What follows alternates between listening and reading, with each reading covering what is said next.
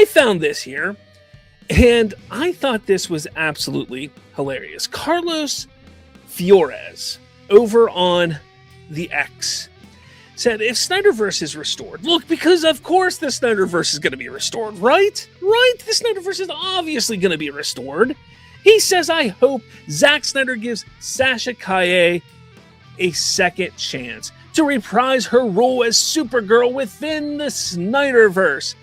And then all of the hashtags of restore the Snyderverse, bring Sasha Calle back, Sasha Calle Supergirl, make the Supergirl movie with Sasha and Zack? What is going on here? Guys, what has happened to this fan base? What has gone on with these people that they feel that they have this idea and thought like, hey, look, we want the Snyderverse back, but let's just bring back these characters that we shit on, that we completely shit on for 3 years leading up to the release of this movie.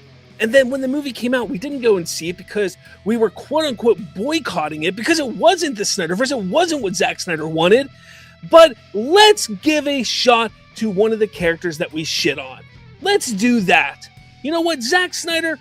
And while we're at it, let's get a Supergirl movie with her in it too.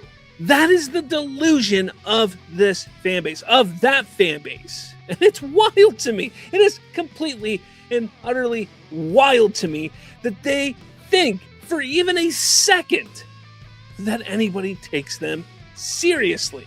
I enjoy the Flash movie. I say it all the time. I was just on somebody else's show the other day and he was on there and he's like, oh, the Flash movie was just horrendous, terrible, blah, blah, blah. And I'm like, man, look, it sucks that it didn't work for you. It worked for me. I enjoyed the show, or the movie. I enjoyed it. But I get it. Some people didn't like it. Sasha Calle was fantastic in the movie. She was a standout in the film. But all of the actors were. Even Ezra Miller, with all his shenanigans going on in real life, he was really good in that movie. Sasha Calle was good. Michael Keaton was good. Ben Affleck was good.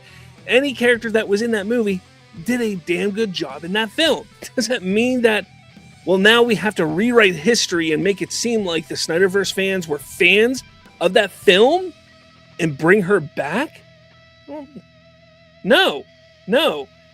Look, it's over. The DCEU is done. The DCEU is done. The Snyderverse is done. And if Zack were to come back, if, he's not going to, but if he were to come back, what happened to the whole thing of artistic integrity?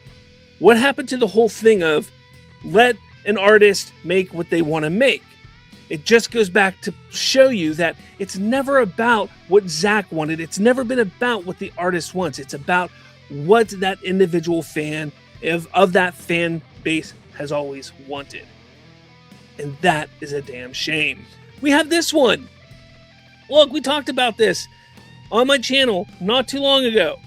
That Jeff Snyder revealed that Christina Hodson is the writer for The Brave and the Bold, the upcoming DCU Batman movie. She wrote The Flash, wrote Birds of Prey, she wrote Bumblebee. Guys, Bumblebee's a great might be the best Transformers movie. Here's another thing that a lot of people don't know.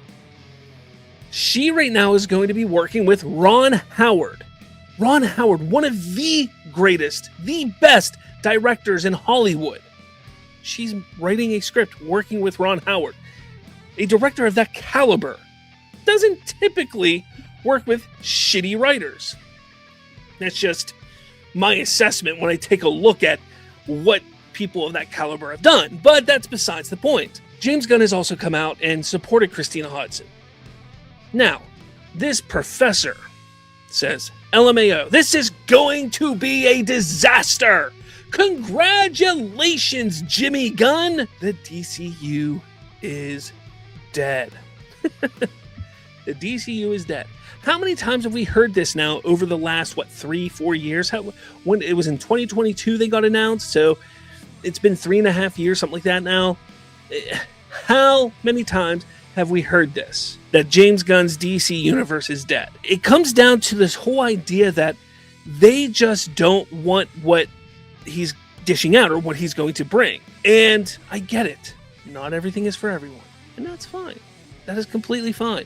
But saying this about a writer, somebody who has had success in the past and has some not so great success. Look, Birds of Prey is not...